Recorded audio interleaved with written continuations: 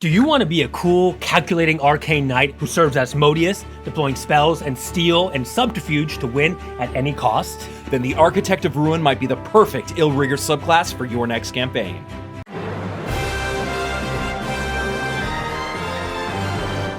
What's going on, YouTube? I'm the Mind Flayer Slayer. And I'm Dr. DM, and we're bringing you every single subclass for the awesome Illrigger, starting today with the Architect of Ruin, which is pretty awesome. And make sure you stay to the end of the video because we're going to give you our tier ranking on all these classes as we go through and review them. So let's start at level 3. Asmodeus' Blessing. When Asmodeus accepts you as an Architect of Ruin, he grants you access to his infernal knowledge. You gain proficiency in one of the following skills of your choice: Arcana, History, Nature, or Religion.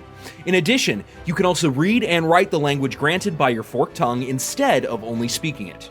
That's huge. I mean, having already kind of a myriad of languages to speak in addition to whatever you come with as far as your species or background. The utility is fabulous. It is, yeah. So you can really tailor this subclass and, of course, Illrigger to whatever campaign you're in and have a way to communicate with any creature that you need to.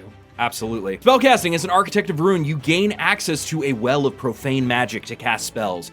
Cantrips, you're going to know 2 of those of your choice from the Architect of Ruin spell list, and you will learn additional cantrips when you reach level 10. You also, of course, get spell slots. In this way, you're kind of like an Eldritch Knight or an Arcane Trickster, that kind of third caster. So with the subclass, you have access up to 4th level spells by level 20. And Charisma is your spellcasting ability for these spells, which is pretty cool. It puts it in line with all the weapon using and kind of like that Warlock, Paladin nature of Illrigger. At 3rd level, you have Invoke Hell. You gain the following 2 Invoke Hell options. Enervating spell. When you deal damage to a creature with an Illrigger spell of 1st level or higher, you can expend a seal, this does not require an action, and imbue the spell with weakening magic. The target has vulnerability to the spell's damage. If they normally have resistance or immunity to the spell's damage, that resistance or immunity is suppressed for the spell, and the target has vulnerability to damage instead. Oh my god, that's really good. Vulnerability is straight up double damage. Yeah. Now, it's not like you're going to be throwing out huge spells with the Illrigger Architect of Ruin because you have,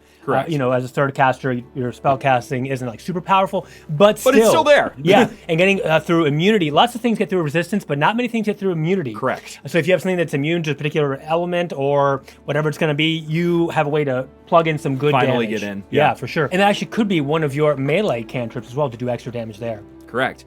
You also have Spellblade as an option. You can use an action to both make a melee weapon attack and cast an Illrigger spell that has casting time of 1 action. This is so ridiculous. Absolutely. So you get to make a melee attack and cast a spell, So if you have extra attack, right, which you will at 5th level, and you can do extra attack, so you can attack, and cast a spell that has a casting time of an action, which includes those combat cantrips like 2-strike, and you still have your bonus action to do something else. Correct. This just gives you extra action economy just for having it. It's not even like replace one of your attacks with a cantrip. It's like here you can make an extra spell straight up. This is super busted. Insane. Okay, so small qualifier though, because this is Invoke Hell, you can only do this 1 time on a short rest. So it's not like you're doing this continuously, but still when you can do it, it's going to come in very powerful. Very powerful effect. At level 7, you're getting your Hellish Versatility. Once on each of your turns, you can cast one of your Illrigger cantrips in place of one of your attacks granted by your extra attack feature.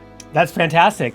This is one of the most valued traits of Eldritch Knight and Valibard and Bladesinger even. Absolutely. This is what you want to go for probably if you're interested in that Spellblade, that Gish life. I mean, this is super powerful. When you add the cantrip, add that booming blade, add that true strike, you're just increasing your damage exponentially as you level up. So you don't get it till 7th level, but once you're there, I mean, there goes your DPR. It's going to spike up. Yes, 100%. And at level 7, you're also getting Asmodeus' Interdiction. You learn the following additional Interdict boons as noted in the Illrigger levels. Once you learn an Interdict boon, granted, you always know it, and it doesn't count against the number of Interdict boons you know. Okay, so you have Axiomatic Seals. This is a 7th level Interdict boon that is a passive, so it's always on for you. So Asmodeus' Secrets allow you to infuse your seals with manifest power.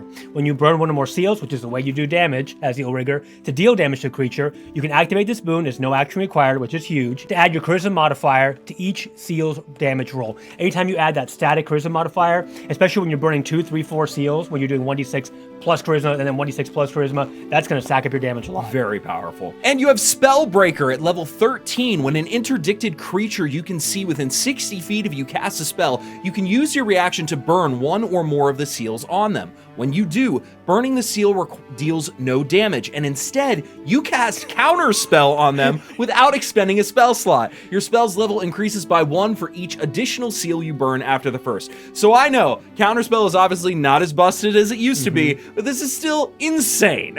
Yeah, because you're not doing the damage. Once you have a creature interdicted, right?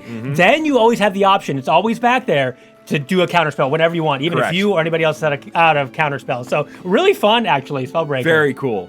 You have Hell Mage at 18th level. This is a passive ability. When you or an ally within 30 feet of you succeed on a saving throw against a spell or another magical effect imposed by an enemy, you can immediately place 1 or more seals on that enemy up to a number equal to your proficiency bonus. So you're going to be able to put up to, at 18th level, 6 seals on an enemy if you want to. That's pretty powerful. Yeah, and then immediately burn them if you want. But make sure you're balancing this with the other interdict boons you have available as you level up with a main Illrigger class. But 100%. Great options here. At level 11, you have Submit. When you cast an Illrigger spell, you know you can burn 2 seals on an interdicted creature, no action required, to impose disadvantage on their saving throw against the spell. Okay, that's great. Again, not the most powerful spells for Illrigger, Architect of Ruin, but when you use them in the land, disadvantage is a great way to do that, especially like a debilitating spell, so it's a great option.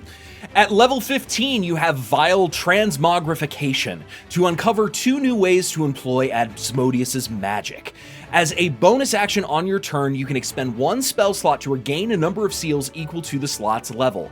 So you can just regain seals, which is fantastic. Yeah.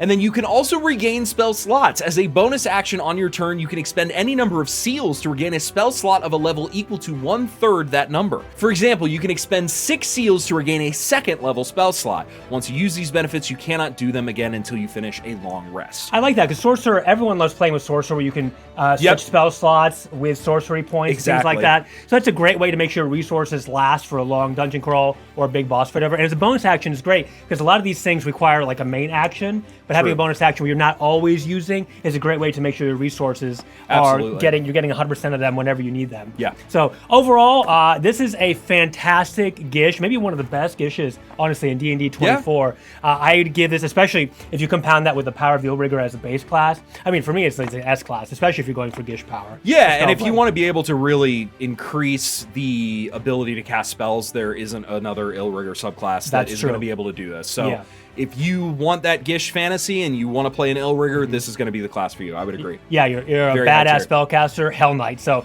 that's been Architect of Ruin. Get ready. We have more subclasses coming up in the next video. Thank you very much for watching, Agents of Hell. We'll see you next time.